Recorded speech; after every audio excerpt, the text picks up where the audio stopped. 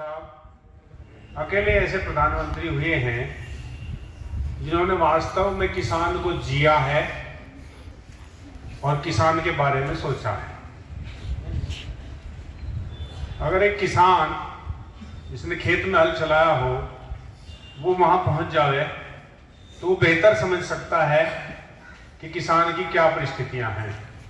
अभी 2 साल पहले देश के रक्षा मंत्री और 2 कृषि मंत्री लाइव थे टीवी पर, तो राजनाथ सिंह जी इधर बाईं तरफ जो उनके कृषि मंत्री बैठे थे उनसे पूछ रहे थे कि खेती की है कि नहीं, गांव में होती है। फिर उन्होंने दाहिनी तरफ पूछा, दूसरे बैठे थे कि आपने खेती की है कि नहीं, गांव में होती है। गांव को सबको ही पता, गांव में हो खेती, शहर में थोड़ा खेती हो, छतों पर थोड़ा खेती हो, खेती तो गांव में ही हो। तो दोनों लोग, उनका जवाब ये था कि खेती गांव में होती है, उन्होंने नहीं की है। लेकिन जो करने वाला है अगर वो जिम्मेदारी के पद पर पहुंचता है तो निर्णय कुछ ऐसे होते हैं जो चौधरी चरण सिंह जी ने किए थे। देखिए, गवर्नमेंट ऑफ इंडिया एक्ट 1935 में लागू हुआ भारत में। उसके फलस्वरूप यहाँ चुनाव हुए 1937 में असेंबली के 7 प्रांतों में चुनाव हुए थे। तो यहाँ उत्तर प्रदेश जो संयुक्त प्रांत था उस समय, इसमें भी चुनाव हुए और 1937 में चौधरी चरण सिंह जी छपरौली से विधायक हुए, आजादी से पहले 1937। और जून 1937 में ही यहाँ गोविंद वल्लभ पंत उत्तर प्रदेश यानी कि संयुक्त प्रांत के मुख्यमंत्री बने, गोविंद वल्लभ पंत। और वो 28 दिसंबर 1954 तक, कब तक? 28 दिसंबर 1954 तक। जब वो 29 दिसंबर 1954 में भारत के गृह मंत्री बने तब तक वो उत्तर प्रदेश के मुख्यमंत्री रहे और लगातार 17.5 साल मुख्यमंत्री रहे गोविंद वल्लभ पंत। उन्हीं के मुख्यमंत्री तो काल में जो है चौधरी चरण सिंह जी ने राजनीति अपनी शुरू की। 1937 में उनके साथ ही वो एमएलए बने थे और कई काम उनके उसी समय के हैं। 1920 में ही असहयोग आंदोलन में जेल गए। आदरणीय चौधरी साहब यशपाल सिंह जी ने एक बार एक घटना बताई थी कि ये तरीका गांव में सभी का था, लोटा लेकर सोच के लिए जाया करते थे। तो चौधरी साहब भी लोटा लेकर अपना सोच के लिए जा रहे थे, तो अंग्रेज पुलिस तलाश में खड़ी थी इनको पकड़ने के लिए। तो जैसे ही गांव से थोड़ा सा घूमे, एक घूम था रास्ते में, जवानों ने, अंग्रेजी जो पुलिस थी उसके जवानों ने दबा लिया चौधरी साहब को। तो चौधरी साहब ने लोटे में हाथ डाल लिया अंदर और लोटा ही बजाना शुरू कर दिया।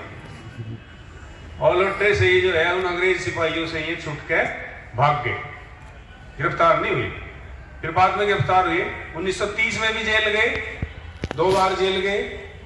और गोविंद वल्लभ पंत जी के ही मुख्यमंत्री काल में इन्होंने 1952 में जमींदारा एबोलिशन,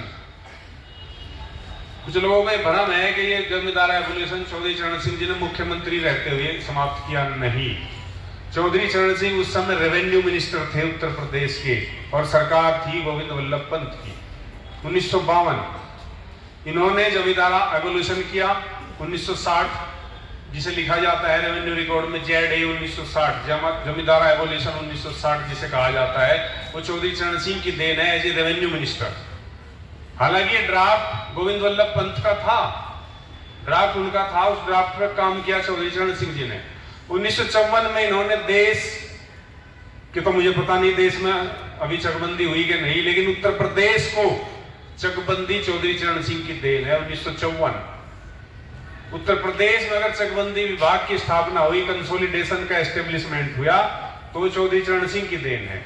उन्होंने महसूस किया कि किसान की क्या गति है, क्योंकि दिल्ली बैठे लोगों को थोड़ा ही पता है कि चकबंदी से क्या लाभ है क्या हानि है। पूछ लो, आप सर्वे करा लो जितने मिनिस्टर हैं सेंटर में या स्टेट में, उन्हें पता ही नहीं चकबंदी से क्या लाभ हो क्या नहीं होता हो।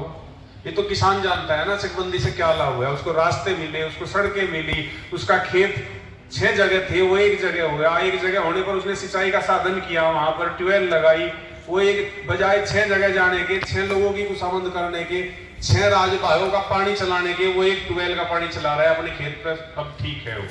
तो ये सब देन चौधरी चरण सिंह की थी। और 1937 से 1967 तक वो 30 साल कांग्रेस में रहे। और 1967 में जिस दिन उन्होंने कांग्रेस छोड़ी, उससे अगले ही दिन वे उत्तर प्रदेश के मुख्यमंत्री बने 1967 में। 329 दिन वो एक बार मुख्यमंत्री रहे, बीच में 8 महीने का गैप था, और फिर 226 दिन फिर मुख्यमंत्री रहे। इस तरह 555 दिन चौधरी चरण सिंह उत्तर प्रदेश के मुख्यमंत्री के पद को सुशोभित करते रहे, 555। और जब वो सेंटर में मोरारजी भाई की सरकार बनी, जब वो उन्होंने जो है गृह मंत्री और वित्त मंत्री दोनों जिम्मेदारियां देखी, और फिर 28 जुलाई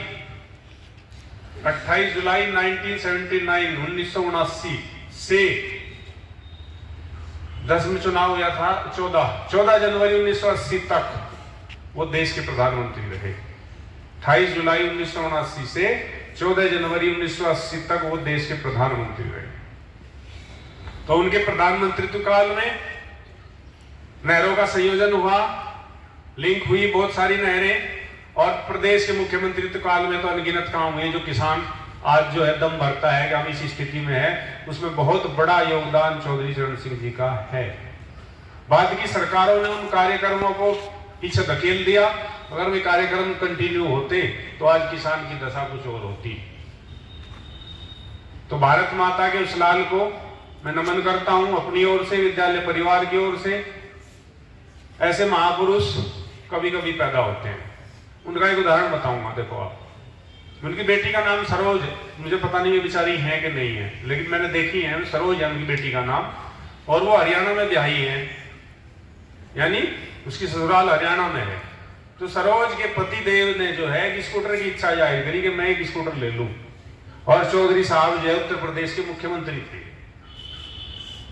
तो चौधरी साहब के जो ओएसडी थे, उन्होंने उनसे कहा कि यार एक स्कूटर का इंतजाम करो। तो चौधरी साहब के ओएसडी ने एक स्कूटर उनका बुक कर दिया लखनऊ में। चौधरी चरण सिंह जी को बिल्कुल नहीं पता। फिर क्या आया, जब उसका समय आया 3 महीने बाद बुकिंग हुआ करती थी, 3 महीने बाद जब मिलना था, तो वो दामाद साहब जो है, चौधरी चरण सिंह जी के दामाद साहब लखनऊ पहुंच गए। तो चौधरी साहब ने पूछा तुम कैसा है? अजी वैसे ही आ गया। तो नहीं, बताओ क्या बात है, काम बताओ। अजी नहीं, वही मेरा एक स्कूटर बुक किया था ओएसडी ने, वो लेने आया मैं, उसकी डेट आ गई। अच्छा। तो चौधरी साहब ने ओएसडी को बुलाया कि तुमने इसका स्कूटर बुक किया था, कहाँ ये रहने वाला कहाँ का? अजी हरियाणा का। कि तुम यूपी से स्कूटर कैसे दिलवा रहे इसे? अजी चला जाएगा, नहीं जाएगा। अपने दामाद का स्कूटर निरस्त करवा दिया। ये था चरण।